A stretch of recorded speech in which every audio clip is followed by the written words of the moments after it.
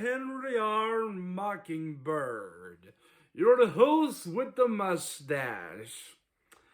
And last time we reviewed Dracula, and for our Halloween season finale, we will be reviewing Frankenstein. So, let's get this review going, shall we?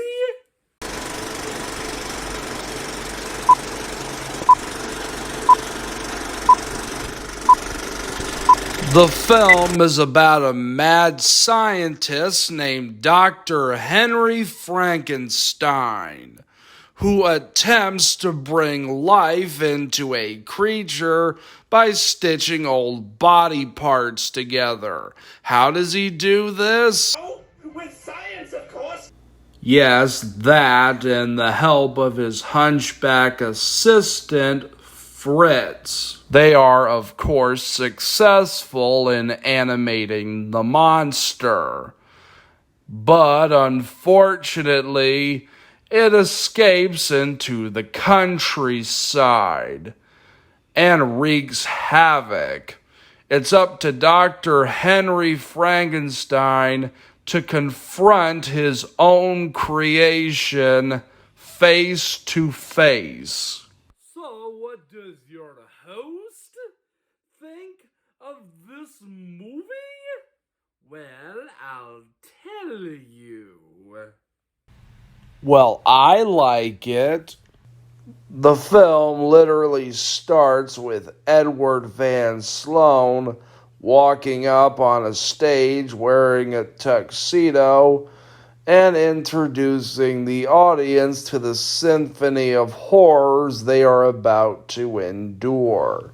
This might seem kinda silly by today's standards, but remember, this is 1931.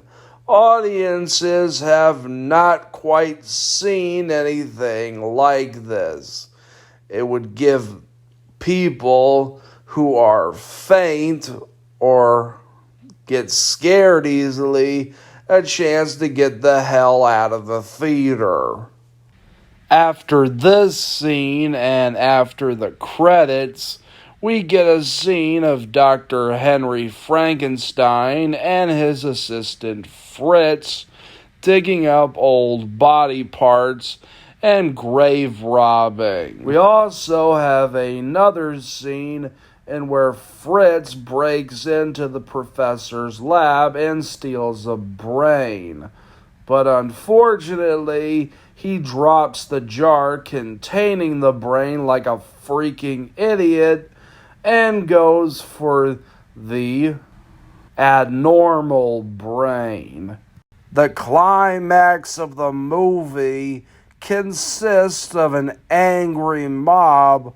All of them contains villagers carrying around lit torches, and every man in the village is there, including Dr. Frankenstein. The climactic scene also includes Dr. Henry Frankenstein confronting his own creation and being held captive by the monster in a windmill and being thrown off said windmill. Now let's talk about, of course, the characters. First, let's talk about Dr. Frankenstein.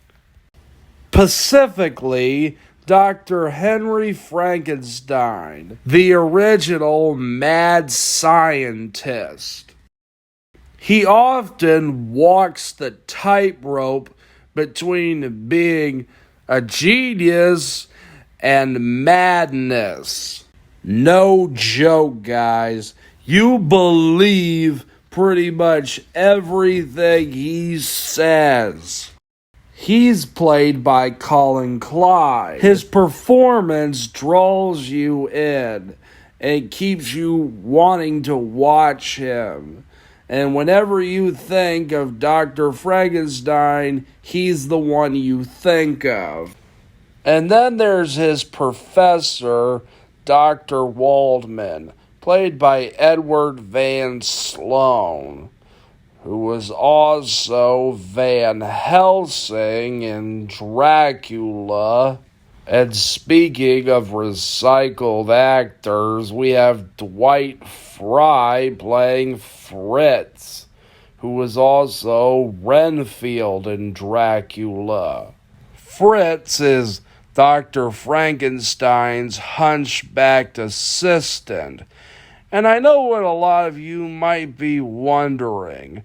Why am I referring to him as Fritz when he's supposed to be called Igor? Well, There's a good reason. Because in this movie, he's called Fritz. It wouldn't be until Son of Frankenstein where we had a character named Igor. And his name was spelled with a Y instead of an I, as he would later be referred to. Because poor literacy is cool.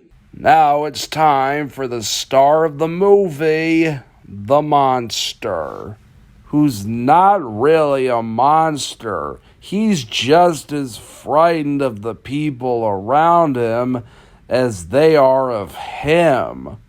And he's only driven to kill as a last resort of the people who fear him. Hell, the first time he ever kills someone, it's out of self-defense. It's basically because Fritz was being an asshole and torturing him for pretty much no good reason. So yeah, I consider Frankenstein to be innocent. And yeah, just like in my Abbott and Costello Meet Frankenstein review, I am referring to the monster as Frankenstein. But I know what a lot of you are probably thinking. But Henry, his name is not Frankenstein. That's the name of the doctor who created him. Yeah, I know. But to make sure that all of you horror geeks are happy, I will be referring to Dr. Frankenstein as, well, Dr. Frankenstein. And for the majority of this review, well, for the rest of it anyways, I will be calling the monster Frankie. Hey, don't look at me like that. I didn't come up with that name. Costello did, and Abbott and Costello Meet Frankenstein. Look! Frankie, don't let him do it to you. Frankie, boy. Listen to me, Frankie. Don't let him do it to you. Frankie, I'm telling you, it's a bad deal. I've had this brain for 30 years and it hasn't worked right yet.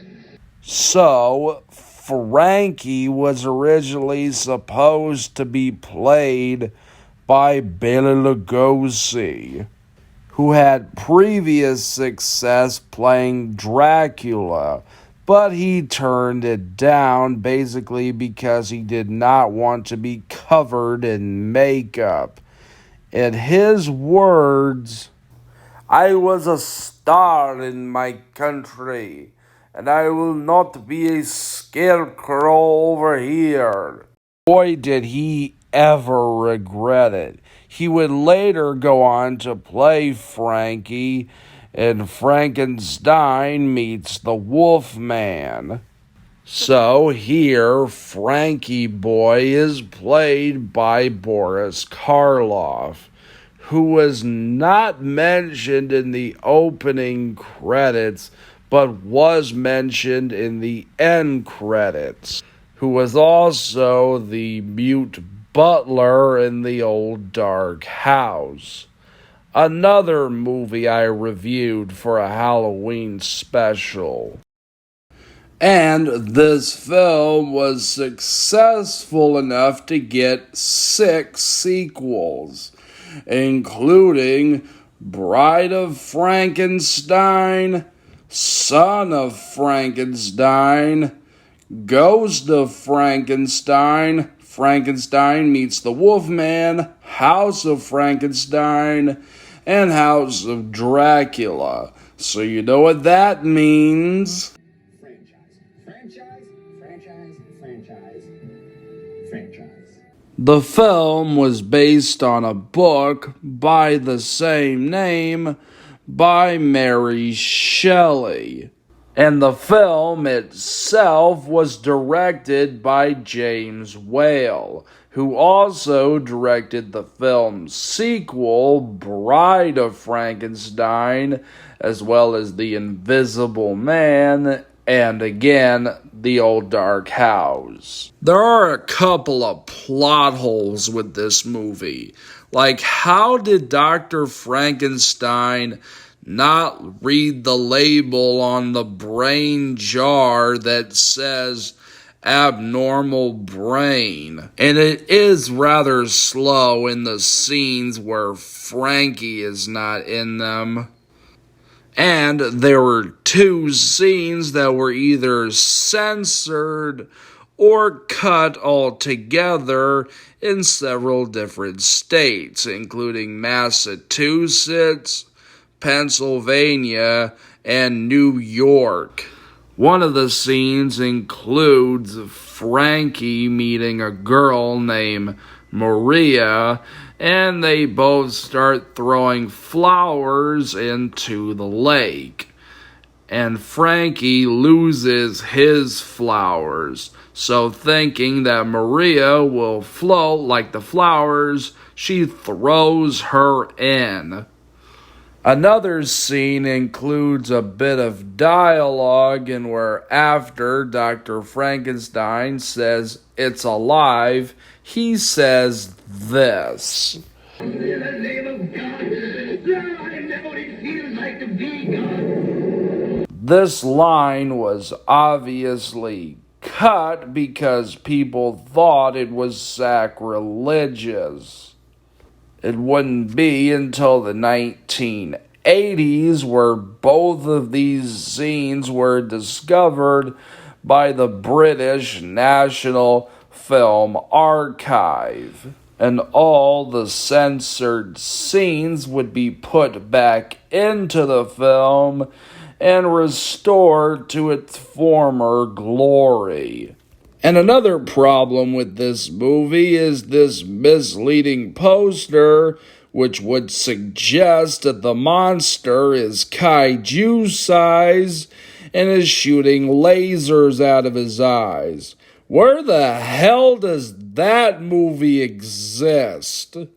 I mean, doggone it, first the 1925 Lost World doesn't have a T-Rex rampaging on a city, and now this? Despite that, Frankenstein is a classic and deserves its place in horror history. And for that, I'm going to give it 5 stars. Well, that's all I have to say about our boy Frankie. So, happy Halloween, you creeps and ghouls. I'm Henry R. Mockingbird, your host with the mustache, signing off.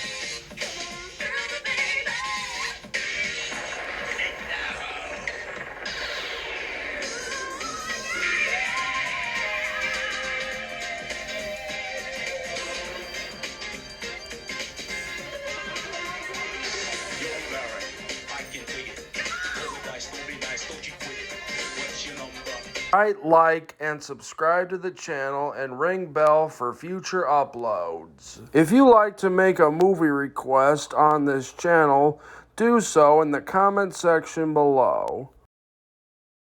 And feel free to check out my other shows, Modern Classics, TV Treasures, and Geek Reviews.